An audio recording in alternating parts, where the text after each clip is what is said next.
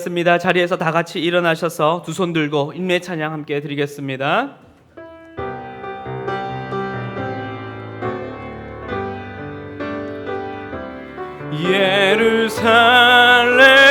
예루살렘아 여호와를 찬송할지어다. 내 하나님을 감사함으로 그 앞에 나가며 주임제 앞에 경배. 예루살렘아 예루살렘아 여호와를 찬송할지어다. 내 하나님을 감사함으로 그 앞에 나가면 주임제 앞에 경배해. 손을 내리시고 사도신경으로 우리의 신앙을 고백하겠습니다. 전능하사 천지를 만드신 하나님 아버지를 내가 믿사오며 그 외아들 우리 주 예수 그리스도를 믿사오니 이는 성령으로 잉태하사 동정녀 마리아에게 나시고 본디오 빌라도에게 고난을 받사 십자가에 못 박혀 죽으시고 장사한 지 사흘 만에 죽은 자 가운데서 다시 살아나시며 하늘에 오르사 전능하신 하나님 우편에 앉아 계시다가 저리로서 산 자와 죽은 자를 심판하러 오시리라. 성령을 믿사오며 거룩한 공회와 성도가 서로 교통하는 것과 죄를 사하여 주시는 것과 몸이 다시 사는 것과 영원히 사는 것을 믿사옵나이다. 아멘. 자리에 앉으셔서 찬송가 309장 함께 찬양드리겠습니다.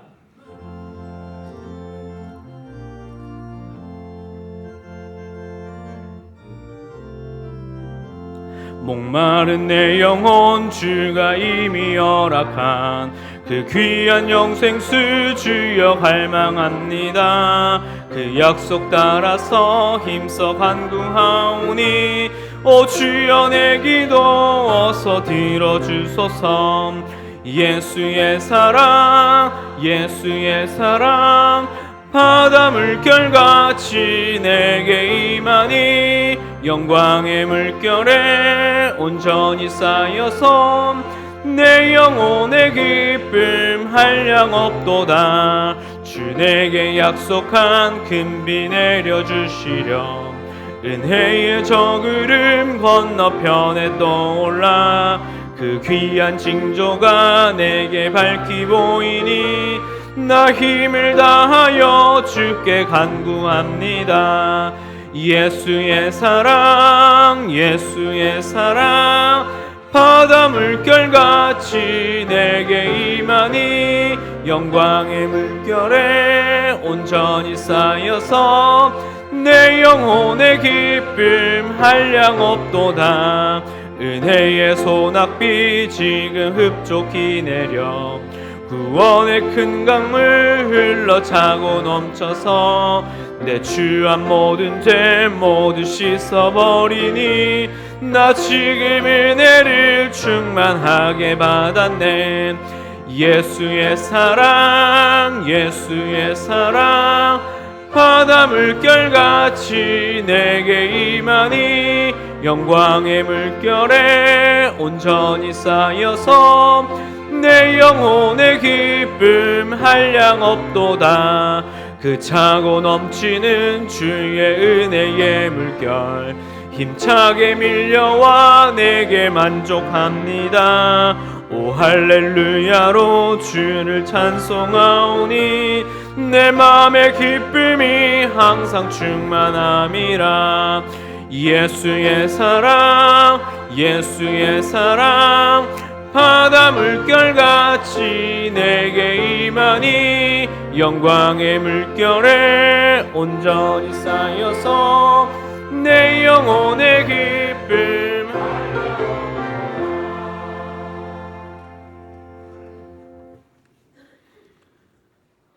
왕이신 하나님, 죽음의 권세를 이기시고 부활하신 예수님께서 하나님과 저희의 막힌 담을 허물어 주셔서 이렇게 마음껏 예배드릴 수 있는 오늘 이 순간 너무 감사드립니다.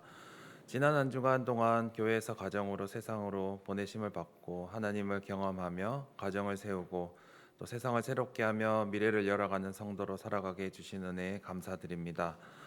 부활이라는 엄청난 사건을 예수님으로부터 그리고 바톤 터치받은 제자들과 수많은 증인으로부터 전해받아서 지금껏 저희들이 잘 살고 있는데 주님의 사명만을 저희가 온전히 감당하지 못했던 그 죄를 용서해 주시고 불쌍히 여겨 주시옵소서.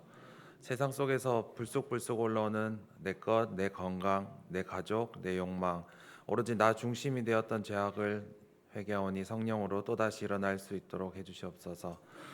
하나님, 세상은 하루하루 놀랄 일들로 가득하고 기도해야 할 일과 감당해야 할 사명이 많습니다.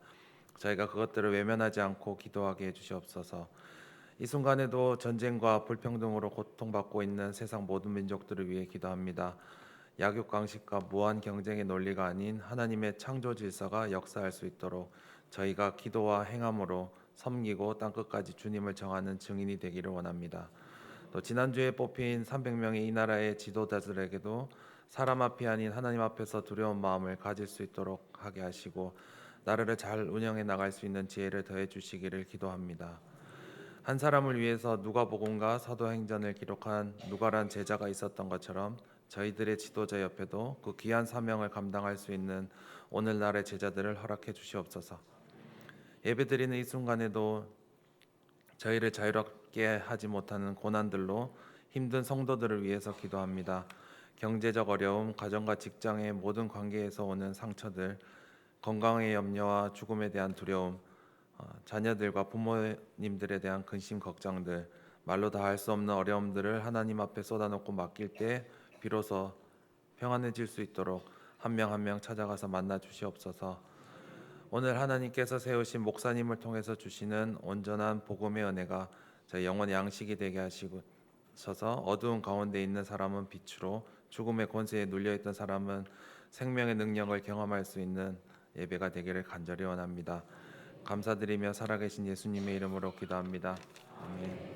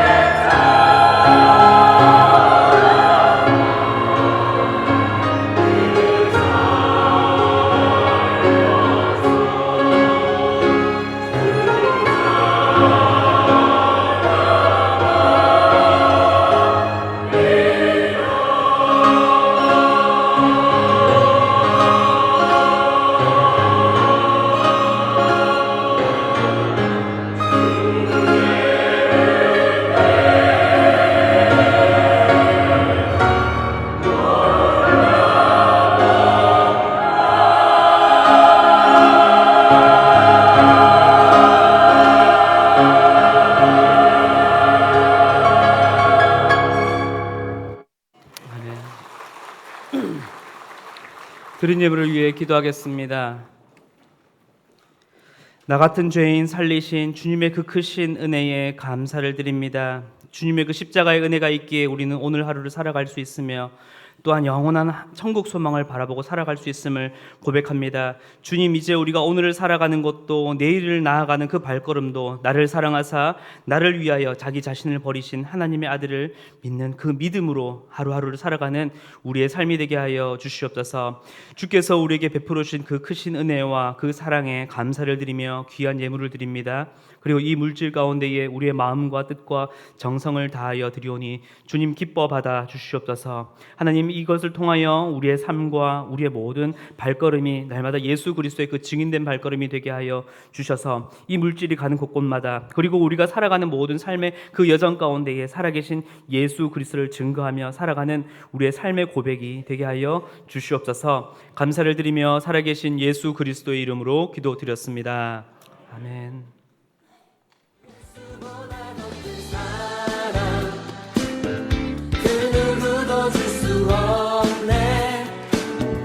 우리에게 자유 주신 그 큰 사랑, 예수보다 더 큰 사랑, 예수보다 더 큰 사랑, 그 누구도 줄 수 없네. 우리에게 자유 주신 그 큰 사랑.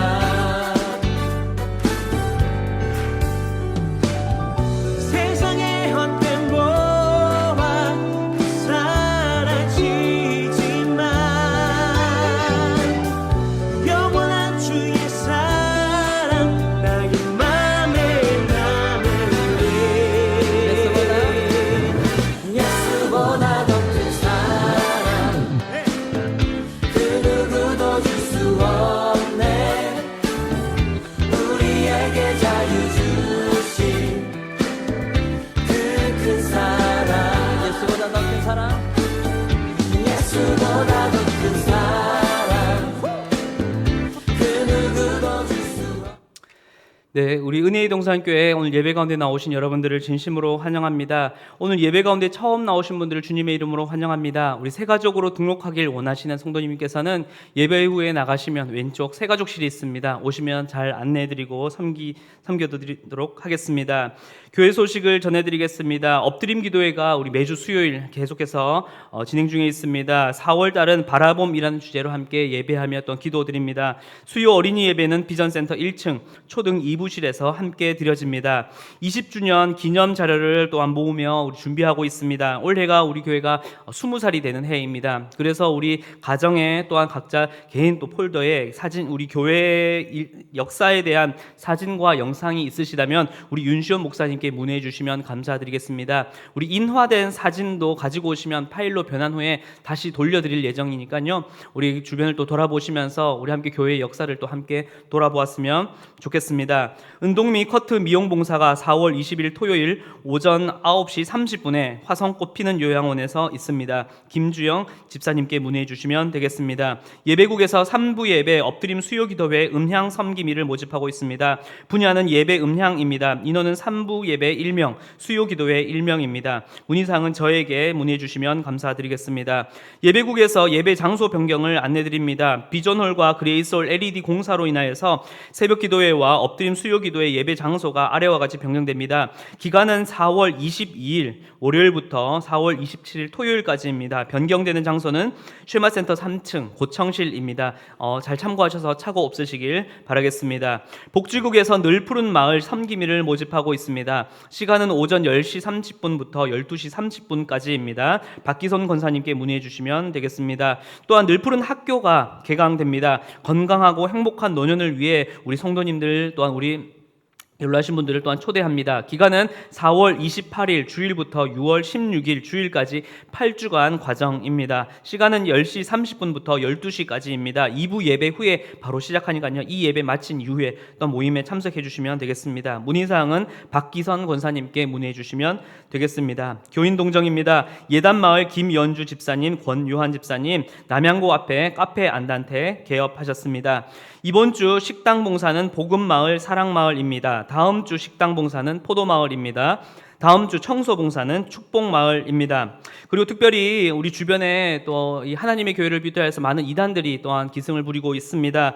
그래서 이러한 모임들에 참가하지 않도록 또 주변에 각별한 주의 부탁드리겠습니다. 특별히 한국 기독교 침례회는 바른 교단, 우리 침례회 교단인데요. 대한예수교 침례회, 그리고 생명의 말씀 선교회, 또 기쁜 소식 선교회는 구원파 명백한 이단입니다. 그래서 이호한 목사와 또한 이 박옥수 이러한 모임에 절대 참여하지 않도록, 그리고 교회 밖에, 교회 외에 다른 성경 모임이나 성경 어떠한 자리, 그러한 곳에는 절대 가지 않으시길 당부드리겠습니다. 이제 하나님의 말씀을 함께 찾도록 하겠습니다. 오늘 말씀은 사도행전 1장 12절부터 26절까지 말씀입니다.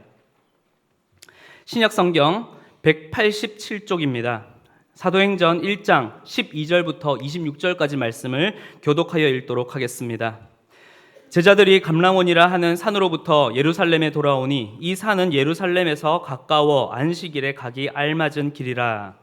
들어가 그들이 유하는 다락방으로 올라가니 베드로, 요한, 야고보, 안드레와 빌립, 도마와 바돌로메, 마테오와 및 알페오의 아들 야고보, 셀로신 시몬, 야고보의 아들 유다가 다 거기 있어 여자들과 예수의 어머니 마리아와 예수의 아우들과 더불어 마음을 같이하여 오로지 기도에 힘쓰더라. 모인 무리의 수가 약 120여 명이나 되더라. 그때에 베드로가 그 형제들 가운데 일어서 이르되 형제들아, 성령이 다윗의 입을 통하여 예수 잡는 자들의 길잡이가 된 유다를 가리켜 미리 말씀하신 성경이 응하였으니 마땅하도다. 이 사람은 본래 우리 수 가운데 참여하여 이 직무의 한 부분을 맡았던 자라. 이 사람이 불의의 삭스로 밭을 사고 후에 몸이 곤두박질하여 배가 터져 창자가 다 흘러나온지라. 이 일이 예루살렘에 사는 모든 사람에게 알려져 그들의 말로는 그 밭을 아겔 다마라 하니 이는 피밭이라는 뜻이라. 시편에 기록하였으되 그의 거처를 황폐하게 하시며 거기 거하는 자가 없게 하소서 하였고 또 일렀으되 그의 직분을 타인이 취하게 하소서 하였도다. 그러므로 요한의 세례로부터 우리 가운데서 올려져 가신 날까지 주 예수께서 우리 가운데에 출입하실 때에 항상 우리와 함께 다니던 사람 중에 하나를 세워 우리와 더불어 예수께서 부활하심을 증언할 사람이 되게 하여야 하리라 하거늘. 그들이 두 사람을 내세우니 하나는 바사바라고도 하고 별명은 유스도라고 하는 요셉이요 하나는 마띠아라. 그들이 기도하여 이르되 뭇 사람의 마음을 아시는 주여, 이 두 사람 중에 누가 주님께 택하신 바 되어 봉사와 및 사도의 직무를 대신할 자인지를 보이시옵소서. 유다는 이 직무를 버리고 제 곳으로 갔나이다. 함께 읽겠습니다. 제비 뽑아 마띠아를 얻으니 그가 11 사도의 수에 들어가니라. 아멘. 담임 목사님 나오셔서 기도로 준비하는 새로운 시대라는 제목으로 말씀 전해 주시겠습니다.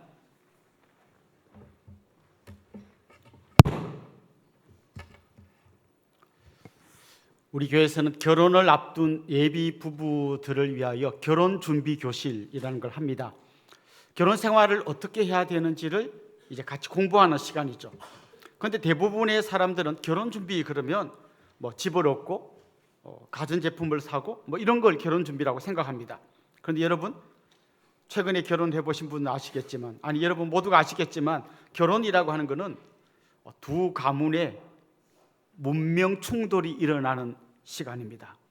그래서 이 준비가 되지 않은 결혼을 하면 굉장히 많은 어려움이 생깁니다. 보통 사람들은 결혼 준비를 안 하는 것은 물론이고 잘못된 준비를 하는 경우도 많습니다.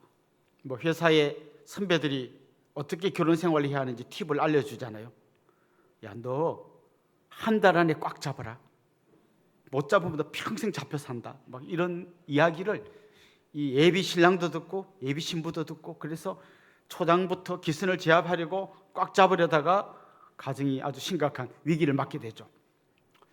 결혼을 위해서는 굉장히 많은 준비가 필요합니다. 그냥 아버지 어머니 등 뒤로 배운 거 보고 저렇게 하면 되는구나, 그렇게 간단하지 않습니다. 많이 기도하고 진짜 성경적인 결혼의 원리가 뭐고, 남편의 역할이 뭐고, 아내 역할이 뭐고, 아버지 역할이 뭐고, 어머니 역할이 뭔지를 잘 배운 다음에 결혼을 해야 되는 거죠. 결혼만 그렇겠습니까?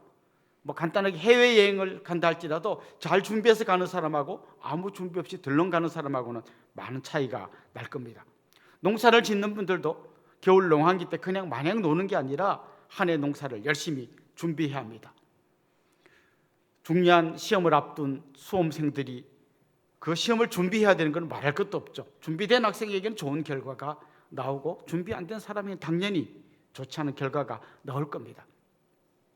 오늘 우리가 읽은 이 본문 말씀은 참 애매한 어떤 시간에 기록된, 아니 그때를 배경으로 기록된 말씀입니다. 어떤 애매함이 있냐면 예수님께서 떠나가셨어요. 그리고 예수님께서 약속하신 성령님은 아직 오시지 않았어요. 예수님은 떠나갔고 성령님은 안 오셨고 하는 요 한 열흘간의 기간을 배경으로 오늘 본문이 기록되어 있습니다. 사실 그동안 제자들이 예수님과 함께 다닐 때는 어떤 상황인지 여러분 잘 아시죠? 예수님 한 분만 계시면 모든 게 다 해결되었습니다. 엄청난 풍랑이 일어났습니다. 예수님께서 잠잠해라 그러면 잠잠해집니다. 배고파서 막 힘들어할 때 예수님께서 오병이어의 기적을 일으켜 주셨습니다. 귀신 들린 사람을 만났는데 귀신을 쫓아내지 못해서 헉헉거리고 있을 때 예수님께서 오시니까 귀신을 쫓아내고 모든 문제가 해결되었습니다. 그런데 그 예수님이 떠나가셨습니다. 이젠 제자들만 남았습니다. 그리고 그들과 함께 하기로 하신 성령님은 아직 오시지 않았습니다. 여러분, 여기서 우리가 한번 질문을 던져보아야 합니다. 왜 예수님은 떠나시자마자 성령님이 바로 오셔서 그들과 함께 하시게 하면 좋을 텐데 왜 이 애매모호한 열흘간의 시간을 두셨을까요? 오늘 이 질문을 우리가 한번 던져보면 좋겠습니다. 예수님의 마지막 명령이 뭔지는 아시죠? 땅끝까지 이르러 내 증인이 되리라. 이게 예수님 마지막 말씀이에요. 자, 땅끝까지 가려면 어떻게 해야 됩니까? 제자들이 다 흩어져야 됩니다. 흩어져서 각기 주님이 명하신 곳으로 가야 됩니다. 그런데 주님은 흩어지기 전에 먼저 그들이 모여야 한다고 말씀하십니다. 왜 그럴까요? 주님은 흩어지기 전에 그들에게 준비해야 하는 시간이 필요하다는 것을 잘 알고 계셨습니다. 사실 교회도 잘 보면 이 원리에 충실해야 건강한 교회가 됩니다. 교회는 어떤 교회가 돼야 됩니까? 흩어지는 교회가 돼야 됩니다. 가서 세상 가운데로 나아가서 복음이 필요한 사람들에게 복음을 전하고 일터와 가정에서 하나님의 거룩한 제사장의 삶을 살아야 하는 게 우리의 사명입니다. 그러나 흩어지기 전에 우리는 먼저 모여야 합니다. 모여서 흩어지기 전에 준비하고 기도하고 충분히 충전을 시킨 다음에 세상 가운데로 흩어져야 하는 것입니다. 은혜를 경험하지 못한 채 세상 가운데로 나아가면 우는 사자같이 두루다니며 삼킬자를 찾는 마귀의 밥이 되기 딱 좋습니다. 그래서 저는 이 코로나 이후에 많은 성도들에게 이런 위기가 있다고 생각합니다. 이제 굳이 모이지 않아도 그냥 영상으로 설교 들으면 그게 다 예배를 드린 것처럼 여겨지다 보니까 모이기를 점점 게을리합니다. 그냥 설교 들으면 되고. 근데 그러다 보니까 우리 안에 어떤 모여서 같이 은혜를 누리는 이 힘을 받는 그 시간이 없어요.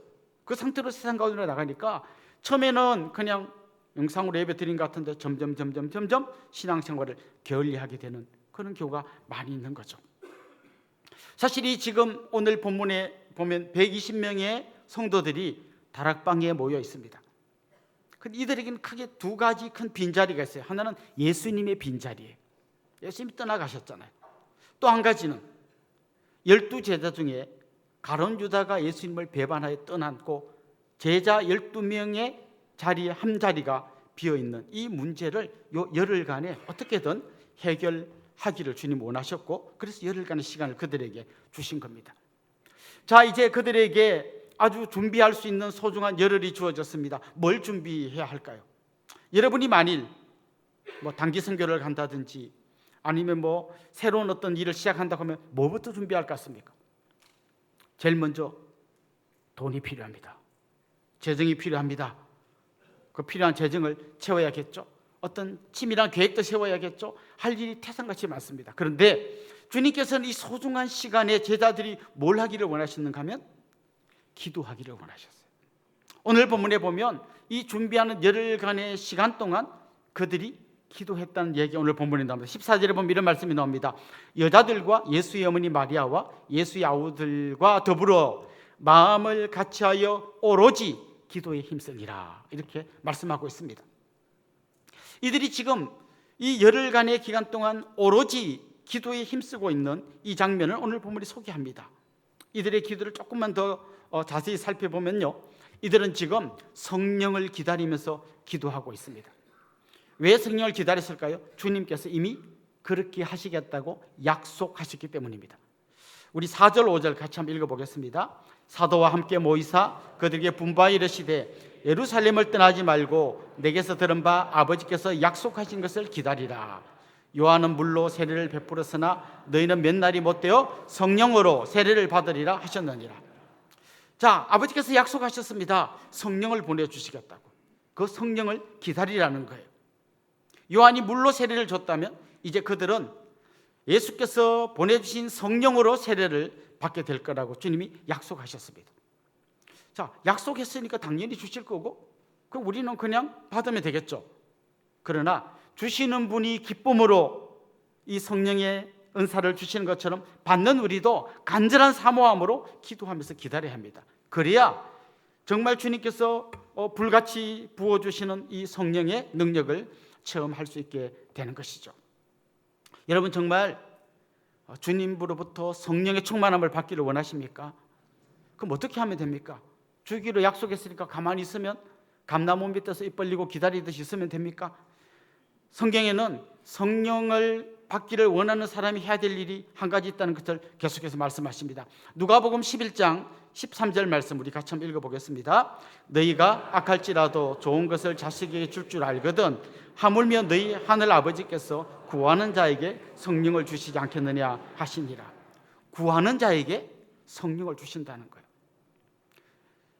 우리의 힘으로 어떤 일을 한다는 것은요, 내가 가진 지식, 경험 다 모아봤자 조금밖에 안 됩니다. 그러나 거기에 성령의 능력이 임하면 우리의 크기를 뛰어넘는 놀라운 일들을 행할 수 있습니다.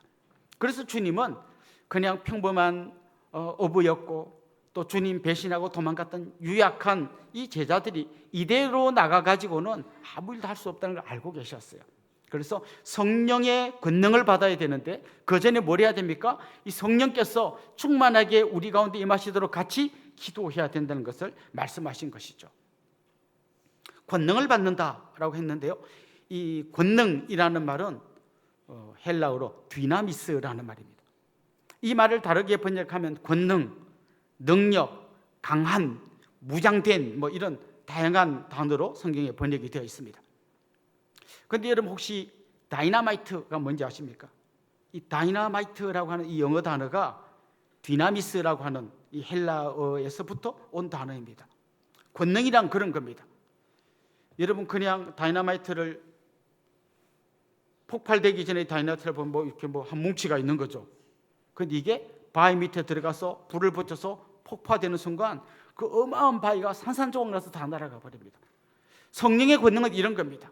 돌 같은 마음, 바위 같은 마음, 찔러도 피 한 방울 나올 것 같지 않은 그 마음에 성령의 권능이 임하면 그 돌 같은 마음이 산산조각 나서 깨져버리는 거예요. 그런데 사람의 말로 설득해가지고는 절대 변하지 않는 사람, 뭐 떠오르는 사람 있습니까? 우리 남편, 또 우리 아버지 절대 안 변할 것 같습니다. 그런데 성령께서 그 마음에 들어가셔서 역사하시면 그 마음에 놀라운 하나님 은혜가 임하는 거예요. 그 완악한 마음들이, 돌 같은 마음들이 깨지고 정말 하나님의 은혜가 생수같이 그분에게 쏟아부어지는 겁니다. 제자들의 힘과 능력은 이게 불가능하니까 성령의 능력을 받으라는 거예요. 제자들이 나가서 사역하는 그 현장은 어떤 현장이었나 하면요, 로마의 군사력이 완전히 그 지중해 인근을 제패하고 있을 때입니다. 그냥 평범한 어부들이 뭐 깔짝깔짝 하다가 다 잡혀가고 다 죽임 당할 수 있는 어마어마한 세력이 버티고 있습니다. 그리고 그 당시 헬라 철학, 이 그리스에서 유래된 이 철학으로 무장된 지혜로운 사람들이 사방에 엄청 깔려 있습니다. 그들은 어떻게 말해야 이기는지를 학원 가서 배운 말 잘하는 사람들이 버티고 있습니다. 거기에 가가지고 평범한 사람들이 복음 전할 때 그게 복음이 전해지겠느냐는 거예요. 뭐가 필요합니까? 성령의 능력이 필요하다는 겁니다. 요즘 어떤 것 같습니까? 요즘 기독교에 대한 편견이 많이 생겼습니다. 그리고 우리나라 국민의 70몇 %가 대학을 졸업해서 전부 논리정연한 어떤 논리력을 갖고 있습니다. 쉽게 말해가지고 그분들 마음이 열리지 않습니다.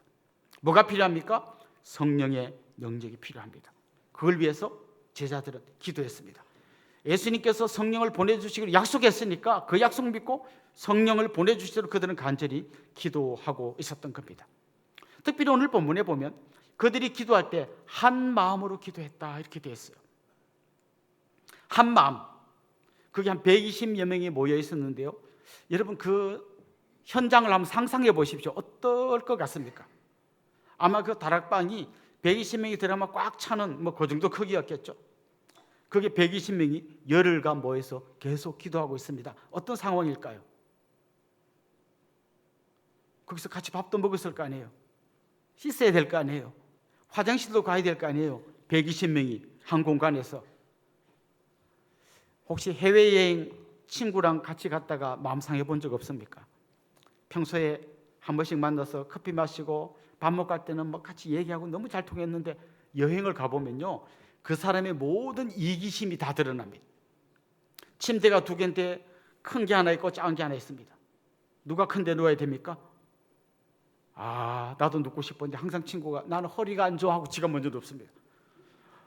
나도 저기 눕고 싶은데 나는 항상 조그만 데 누워야 됩니다. 같이 차를 탑니다. 내가 앉고 싶은 자리가 있어요. 경치를 보고 싶은, 나도 창가에 앉고 싶은데 나는 이 중간에 앉으면 멀미가 나 하고 또 지는 또 거기 앉습니다. 항상 지가 좋은 거 다 합니다. 저는 심지어 해외여행 갔다 와서 절규한 사람들 봤어요. 근데 저런 인간인 줄 몰랐다. 다시는 안 만난다. 그럼 여러분 2명도 아니고 120명이 같은 공간에 모였다고 생각해 보십시오. 교회 와서도요, 내가 더 앉고 싶은 자리가 있어요. 아직 우리 교회는 그런 거 없습니다만 역사가 한 70년, 80년 된 교회에 보면 어떤 세 가족이 딱 이렇게 앉아 있으면 누가 와서 거기 제 자리입니다. 나오세요. 뭐 이런 얘기도 있어요. 내가 앉고 싶은 자리가 있어요. 좀 더 편한 자리가 있어요. 내가 먼저 먹고 싶어요. 음식이 모자랄 것 같으면 내가 빨리 먹어서 내 배부터 채우고 싶어요. 이런데 120명이 모여있다. 아마 그게 어마어마한 인간의 이기심이 꿈틀꿈틀하면서 불편한 일이 무지무지 많았을 거예요. 그런데 중요한 것은 그들이 한 마음으로 기도했다는 겁니다. 저는 이렇게 말하고 싶습니다. 한 마음으로 기도했을 뿐만 아니라 기도하면서 한 마음이 됐을 거다. 여러분 아무리 다른 사람들이 있어도요, 기도하다 보면 한 마음이 됩니다.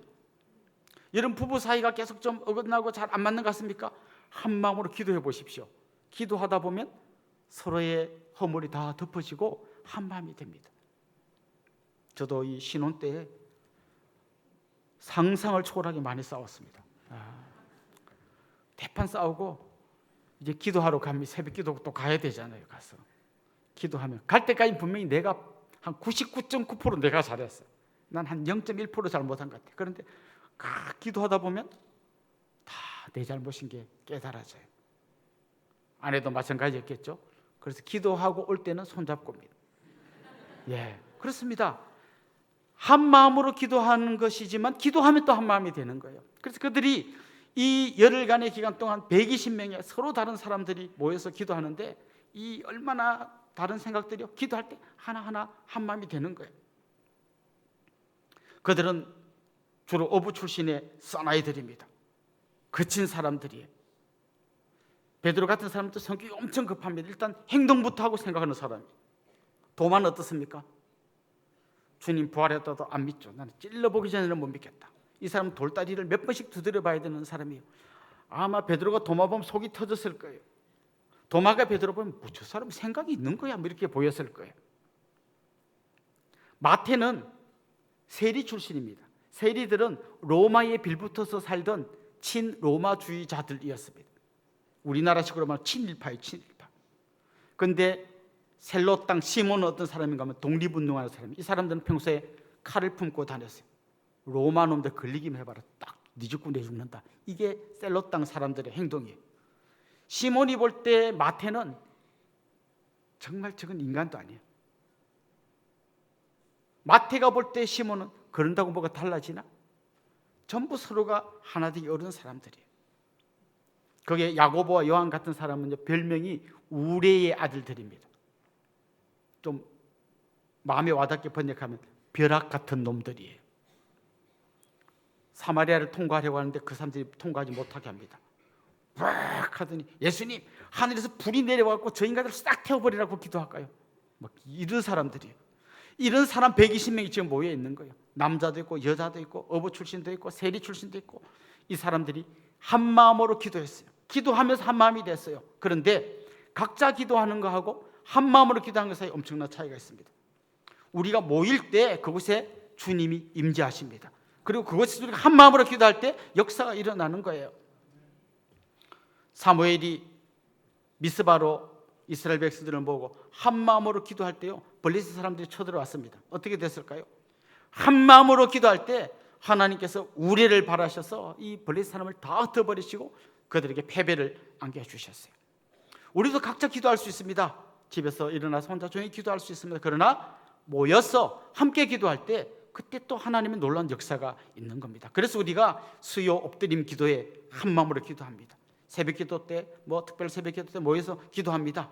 주일날도 말씀 듣고 나면 우리가 한 마음으로 기도합니다. 그때 하나님께서 놀랍게 역사하실 것을 믿기 때문입니다. 이들의 기도는 또 중요한 특징을 갖고 있었는데요, 끈질긴 기도였어요. 오늘 본문에 보면 오로지 기도에 힘쓰니라. 좀 이게 쉽게 번역하면 끈질기게 기도했다는 겁니다. 응답될 때까지. 기도해서 성령 주십시오 기도했는데 성령이 임재하지 않으니까 기도해도 안 되네, 이렇게 하지 않고 성령을 받을 때까지 그들이 기도한 거예요. 이제 우리 이번 주 금토일은 내적 치유 수양회가 있습니다. 이 수양회에 가서 우리 성도들이 기도합니다. 성령의 임재를 구하는 기도를 합니다. 거기서 많은 성령 경험을 합니다. 그런데 어떤 분들은 성령 경험 못합니다. 나는 안 되나 보다. 아니에요. 계속 기도하는 거예요. 계속 기도하는 거예요. 기도할 때 하나님께서 역사를 일으켜 주십니다. 제자들은 알고 있습니다. 겟세마네 동산에서 주님이 기도하라 했는데 기도 안 하고 자다가 실패했던 경험을 그들은 갖고 있습니다. 그들은 그 실패를 통해서 배웠습니다. 기도하지 않으면 실패할 수밖에 없다. 실패하지 않으려면 기도해야 된다. 그래서 그들은 더 이상 실패를 반복하지 않고 성령의 임재를 사모하면서 기도했던 겁니다. 여러분의 기도는 어떤 것 같습니까? 평소에는 거의 기도 안 하다가 어려운 일 생기면 막 기도하고, 응답되면 또 잠시 쉬었다가 어려운 일 생기면 기도하고. 그럼 여러분의 기도가 계속 이어지려면 어려운 일이 계속 생겨야 될 거 아니에요. 그렇게 하는 거 아닙니다. 주님께서 나를 보고 싶어 하신다, 나와 대하고 싶어 하신다, 끈질기게 주님과 기도하는 겁니다. 특별히 주님 성령의 충만을 주십시오. 내 힘으로 일하지 말고 성령의 능력으로 일하게 저에게 성령의 능력을 부어주십시오. 계속 기도해야 됩니다. 이렇게 한 마음으로 기도하는 중에 그들이 또 한 가지 중요한 숙제를 해결했는데요, 가룟 유다의 빈자리를 채우는 일을 했습니다. 자, 여기 보면 오늘 120명이 모인 면면을 보면요, 전부 다 문제 많은 사람들이에요. 베드로를 비롯한 제자들은 예수님 잡힐 때 다 도망갔던 사람들이에요. 그런데 주님께서 다시 그들을 불러서 주님의 귀한 사명을 맡겨주시고 거기서 기도하게 하셨어요. 거기 또 누가 있었는가 하면 예수님의 형제들이 있었습니다. 예수님 형제들은 원래 예수님이 귀신 들렸다고 잡으러 다니는 사람이 안 믿었어요. 그러나 부활하신 예수님을 만난 다음에 그들이 지금 그 자리에, 사명의 자리에, 기도의 자리에 같이 와 있습니다. 도저히 주님의 사명을 감당할 수 없을 것 같은 사람이라도 주님 앞에 돌아오면 주님이 다 받아주시고 그분들에게 능력 주시고 사명 감당해 주십니다. 그런데 그 자리를 포기하고 혼자 나가서 스스로 생을 마감한 사람이 있습니다. 바로 가룟 유다입니다. 그에게는 주님이 기회를 주려고 해도 스스로 버리고 생을 마감했기 때문에 그에게 기회가 찾아오지 않습니다. 그러다 보니까 가룟 유다의 빈자리가 하나 있습니다. 여러분이 성경을 읽다 보면 이스라엘 백성들이 12라고 하는 숫자를 굉장히 중요하게 생각하는 거 아실 거예요. 이스라엘에 12지파가 있었습니다. 그런데 예수님은 12지파를 합치놓은 게 이스라엘이잖아요. 그런데 예수님은 새로운 12지파를 만들기 원하셨어요. 우리 그 말씀을 누가복음 22장 29절 30절에 나온 한번 읽어보겠습니다.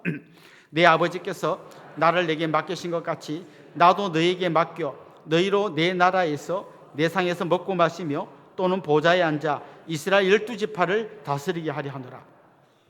자, 이스라엘에 12지파가 있는데 예수님은 12제자에게 너희들을 통하여 내가 또 12지파를 세우겠다는 겁니다.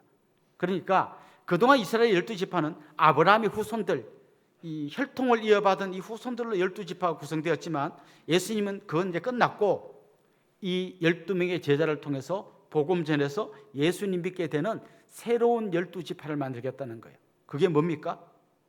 그게 바로 교회입니다. 우리가 바로 새로운 영적인 이스라엘 백성이 되는 거고 주님은 그 일을 위해서 12명의 제자를 세웠어요. 그런데 그 중에 한 명이 배반하고 스스로 목숨을 끊어버리고 떠나버렸습니다.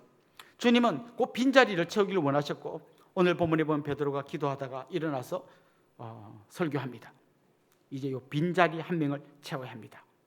그런데 그 자리에 들어갈 수 있는 자격이 있는 사람은 예수님과 계속 함께 했던 사람. 우리 12제자하고 예수님이 다닌 건 알지만 12명 말고도 여러 사람 예수님과 함께 다녔습니다. 그 중에 한 명을 뽑아야 된다는 거죠. 그리고 부활을 경험한 부활의 증인. 그 찾다 보니까 후보자가 2명이 나왔어요. 요셉과 마띠아라고 하는 2명의 후보자가 나왔습니다. 그런데 이 마지막 순간에 그들은 제비를 뽑아서 마띠아를 뽑습니다. 물론 그 전에 하나님께 기도했습니다. 하나님, 정말 꼭 필요한 사람 하나님이 선택해 주세요. 그래서 선택받은 사람이 마띠아입니다. 저는 이게 굉장히 우리한테 중요한 의미가 있다고 생각해요. 우리가 교회 지도자를 뽑을 때 꼭 오늘 본문에 나오는 것처럼 제비 뽑기로 뽑을 필요는 없어요. 그러니까 원리는 알아야 됩니다. 이 지도자는 누가 뽑는 거냐? 하나님이 뽑으시는 거라는 거예요. 우리 장로님, 권사님, 안수집사님들 많이 세워졌는데 이분들은 성도들에게 인기 투표해서 된 사람들이 아니에요. 하나님이 뽑아서 세운 사람들이에요. 그래서 성도들은 이분들을 존경해 줘야 합니다. 마찬가지로 자기가 그런 중요한 리더로 뽑혀진 사람은 내가 열심히 했더니 뽑혀졌구나 이렇게 생각하면 안 돼요. 자격 없는 나를 하나님이 뽑아주셨구나. 그래서 이 두 원리를 잊어버리면 성도들이 임직자를 무시하고 임직자는 자기가 잘나서 된 줄 알고 하면 교회가 쑥대밭이 됩니다. 하나님이 일꾼을 어떻게 세우셨다고요? 하나님이 선택해서 세우셨다. 저도 이 말씀 앞에 서보면 나같이 자격 없는 사람을 하나님이 세워주셨구나. 그래서 제가 제일 좋아하는 말씀은 디모데전서 1장 12절 말씀입니다. 나를 능하게 하신 그리스도 예수 우리 주께 내가 감사함은 나를 충성되이 여겨 내게 직분을 맡기심이니. 충성돼서 맡겨준 게 아니라 충성되다고 여겨주신 거예요. 그래서 하나님 우리를 지도자로 세워주신 겁니다. 이 원리를 잊어버리면 안 됩니다. 베드로, 다른 제자들, 예수님 안 믿던 형제들 다 회개하고 돌아왔을 때 주님은 그들에게 기회를 주셨지만 포기하고 떠나버린 가룟 유다에게는 다시는 그런 기회가 없었습니다. 저는 여기 있는 여러분 한 분 한 분이요, 가장 큰 행복을 주님께 쓰임받는 것, 그게 가장 큰 행복이라는 걸 여러분이 기억하시면 좋겠어요. 내가 명문대학 나와서 대기업에 취직해서 돈 많이 벌고 그게 아니고 아무리 내가 그렇게 살아도 주님께 쓰임받지 못하면 내 인생은 아무 소용이 없다. 주님 저를 주님 사에게 써주십시오. 기도하는 여러분 되면 좋겠고요. 저는 여러분이 여러분 자녀를 볼 때도 그런 마음으로 보면 좋겠어요. 이 자녀에게 뭘 해줘야 이 자녀가 가장 행복한 삶을 살까요? 어떻게든 학원 보내서 좋은 대학 보내가지고 여러분 그렇게 다 보내면 행복해질까요? 그렇지 않습니다. 그것도 해야 되겠지만 더 중요한 게 있습니다. 하나님 이 아들이 이 딸이 하나님께 쓰임받는 자녀가 되게 해주십시오. 그걸 위해서 기도해야 하는 거죠. 저 티르키예라는 나라가 여러분 아시죠? 터키. 저 티르키에 가면 40인 순교자 교회라고 하는 아주 특별한 교회가 있습니다. 그 교회에는 전해져 내려오는 과거에 로마 시대에 있었던 아주 숭고한 순교자의 이야기들이 전해져 내려옵니다. 기독교를 국교로 공인했던 로마의 콘스탄틴 대제가 있습니다. 그런데 처음에는 콘스탄틴이 로마의 서쪽을 다스리고 있었고 리키니우스라고 하는 사람이 동쪽을 다스리고 있었는데요. 이 두 사람이 마음을 합쳐서 이제 기독교를 우리가 좀 공인해 주자 협의해가지고 기독교를 공인하게 됐습니다. 그런데 이 리키니우스가 가만 보니까 이 자기가 통치하던 동네 사람의 마음이 자꾸 옆 동네를 통치하는 콘스탄틴 쪽으로 막 기울어지는 걸 보고 불안했던 것 같아요. 그래서 기독교를 못 믿겠습니다. 왜냐하면 이 콘스탄틴 쪽에서 뭔가 기독교를 위한 일을 많이 하니까 이 동네 사람들도 자꾸 우리도 저랬으면 좋겠다 싶으니까 리키니우스가 불안하니까 기독교를 못 믿겠어요. 그리고 심지어 베개룡을 내렸습니다. 우상의 신전을 세워놓고 여기 와서 다 절하게 만들었어요. 그런데 주 320년경에 이 갑바도기아 지역에 있는 총독이 거기 있는 군인들, 로마 군인들을 모아놓고 다 이교 신전에 절하게 했는데 40명이 끝까지 자기들은 절하지 않겠다는 거예요. 그래서 총독이 이 사람들을 이제 압박하기 위해서 한겨울에, 아주 한겨울 아닌 것 같아요. 한 3월달 여로 되는 초겨울, 아주 막 꽃샘추위에서 요럴 때쯤에 얼음 구덩이를 파고 거기다가 40명을 다 집어넣었어요. 밖에는 장작에 불을 피워놓고 따뜻한 물로 목욕할 수 있게 딱 준비해놓고, 지금이라도 우상의 신전처럼 너희들 다 빼준다. 40명이 거기 이제 얼어 죽는 거예요. 죽을 때까지 거기 담가 두는 거예요. 그래서 하루, 이틀, 3일 지나는데 그들이 끝까지 거기서 안 나옵니다. 그런데 거기 지키고 있던 로마 군인이요, 깜빡 잠이 들었어요. 딱 졸다 보니까 자기가 꿈에 하나의 그림을 봤는데 천사들이 40개의 면류관을 들고 40명의 천사들이 막 하늘에서 내려오는 거예요.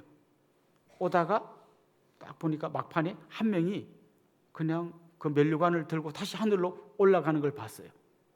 이 사람은 넌크리스찬이었어요. 근데 이 사람은 이 꿈의 의미가 뭔지 알았어요. 눈을 딱 떠보니까 40명 중에 한 명이 못 견디고 우상의 신전에 절하러 가는 거예요. 그때 이 로마 군인이 깨달았어요. 저 사람이 자기한테 오는 면류관을 버리고 저리 가는구나.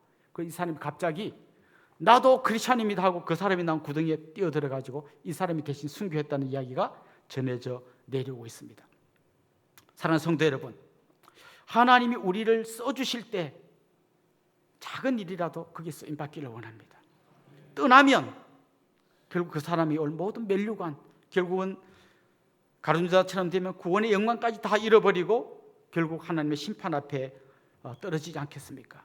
저는 여러분이 지금도 여러분 주위에서 교회를 떠나서 이 하나님의 은혜를 놓쳐버리는 안타까운 분이 있다면 어떻게든 그분에게 이 영광의 자리로 돌아올 수 있도록 권면해 주면 좋겠고요.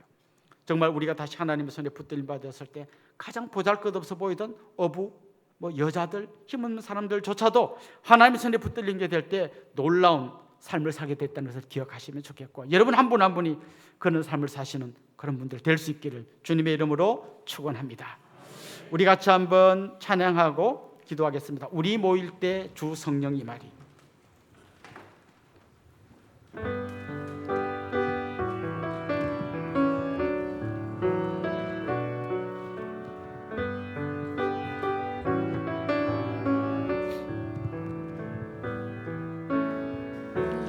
우리 모일 때 주 성령이 임하니 우리 모일 때 주 이름 높이니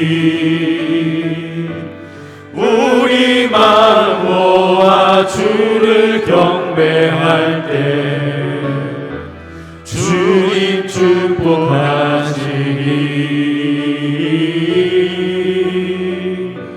주님 축복하시니 우리 모일 때 주 성령이 임하리.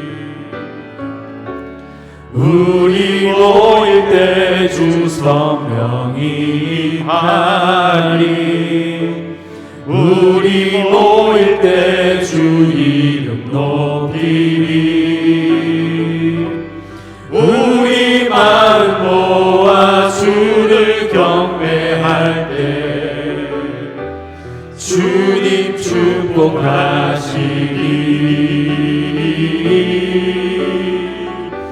주님 축복하시니. 우리 말씀을 생각하면서 같이 한번 기도합시다. 주님, 하늘 문을 열어주셔서 우리에게 성령의 충만한 은혜를 부어주십시오. 우리 힘과 능력으로 일하게 하지 마시고 오직 성령의 능력을 힘입어 사명 감당하게 해주십시오. 또한 우리를 더욱 하나 되게 하시고 하나 되어 기도할 때 성령의 역사가 나타나게 하옵소서. 우리 기도의 무릎이 더욱 강하여지게 해주시고 일평생 주님 손에서 쓰임받게 해주십시오. 우리 이런 제목으로 합심해서 통성으로 기도하겠습니다. 하나님 아버지, 오늘도 우리에게 주신 이 말씀을 바라보며 기도합니다. 하나님 아버지 정말 120명 가락봉에서 기도할 때 성령으로 충만케 하여 주시고 그들의 크기와 그들의 생각이 아니라 하나님의 능력으로 일하게 하시는 것처럼 주님 우리에게도 그런 놀라운 성령의 능력을 부어주시옵소서. 하늘 문을 열어주시옵소서. 사모하며 기다리는 사람들에게 하나님 성령의 능력을 부어주시옵소서. 아버지 하나님 구하는 자에게 성령을 주시겠다 약속하셨음을 저희들이 믿고 기도하오니 주님 우리가 한 마음으로 기도할 때 성령으로 충만케 하여 주옵소서. 무엇보다 우리가 주님 안에서 하나 되게 하여 주옵소서. 한 마음으로 기도하게 하여 주옵소서. 그런 사랑하는 주님의 백성들의 간절한 기도마다 귀 기울여 주시고 하나님 우리 안에 하나님 은혜를 능력과 권능으로 역사하여 주시옵소서. 그리하여 정말 우리 온 교회가 주님의 능력을 힘입어서 살아가는 귀하고 복된 교회가 되게 하여 주님 주시옵소서. 축복하시리. 하나님 아버지 우리의 힘과 능력으로 일하지 않게 하여 주시고 성령의 능력으로 맡겨진 사명 감당케 하여 주옵소서. 주님 이 귀한 사명 버리고 도망갔던 유다의 길을 가지 않게 하여 주시고 정말 끝까지 주님과 함께 이 사명 감당하는 귀한 믿음의 사람들로 든든히 세워 주시옵소서. 예수님의 이름으로 기도드리옵나이다. 아멘. 저를 잠깐 주목해 주시면 좋겠습니다. 우리 같이 한번 환영하고 또 축하하면 좋겠는데요. 지난주 생일이었던 분 우리 한번 같이 축하하면 좋겠습니다. 한번 손 들어볼까요? 지난주가 생일이었습니다. 한번 일어나시죠. 네, 우리 성도님 한번 일어나시죠. 또요, 지난주가 결혼기념일이었던 분, 그런 분도 한번 손 들고 같이 한번 일어나 봅시다. 네, 감사합니다. 저 뒤에도 계시고 중간에 우리 장로님 부부도 계십니다. 혹시 오늘 우리 교회 처음 오신 분, 또 등록하기를 원하는 분, 그런 분도 같이 환영하면 좋겠습니다. 한번 손 들어볼까요? 네, 우리 최유진 집사님 아버님 오늘 처음으로 교회 오셨는데 너무 감사합니다. 우리 이분들 주님의 이름으로 환영하고 축복하도록 하겠습니다. 아주 먼 옛날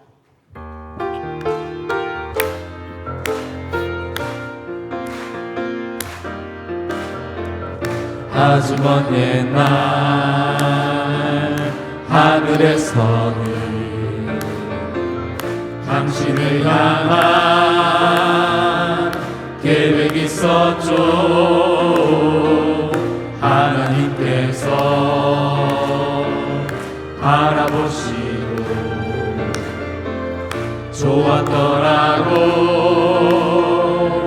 말씀하셨네. 이 세상 그 무엇보다 귀하게 나의 손으로 창조하였노라.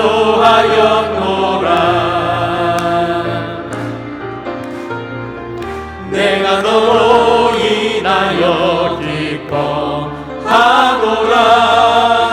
내가 너를 사랑하노라. 사랑합니다. 축복합니다. 사랑해요.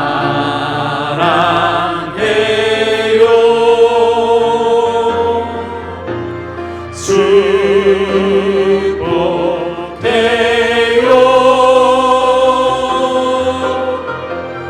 당신의 마음에 우리의 사랑을 모아드립시다. 사랑을 드려요. 사랑합니다. 축복합니다. 우리 옆에 있는 분들, 앞에 있는 분들과 다 인사합시다. 주님의 이름으로 사랑하고 축복합니다. 이제 우리 자리에서 한번 다 일어나겠습니다. 온 교회가 온전한 복음을 온 세상에 같이 찬양하고 축도로 예배를 마치겠습니다.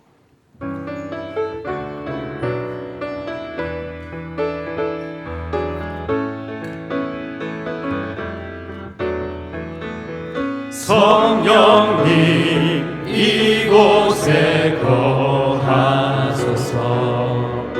하나님의 소원이 선포되도록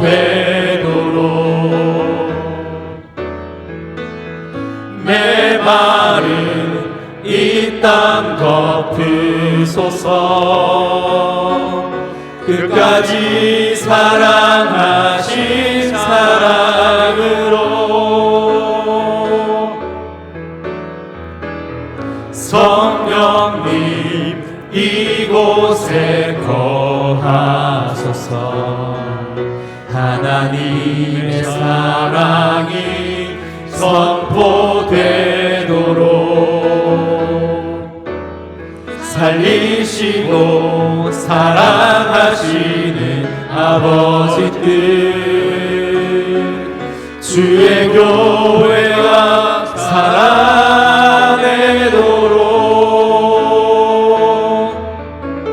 나를 보내사 상한 마음 고치소서. 기름 부으사 아름다운 소식 전하게 하소서. 온 교회가 일어나 온전한 복음을 온 세상에 전하게 하소서.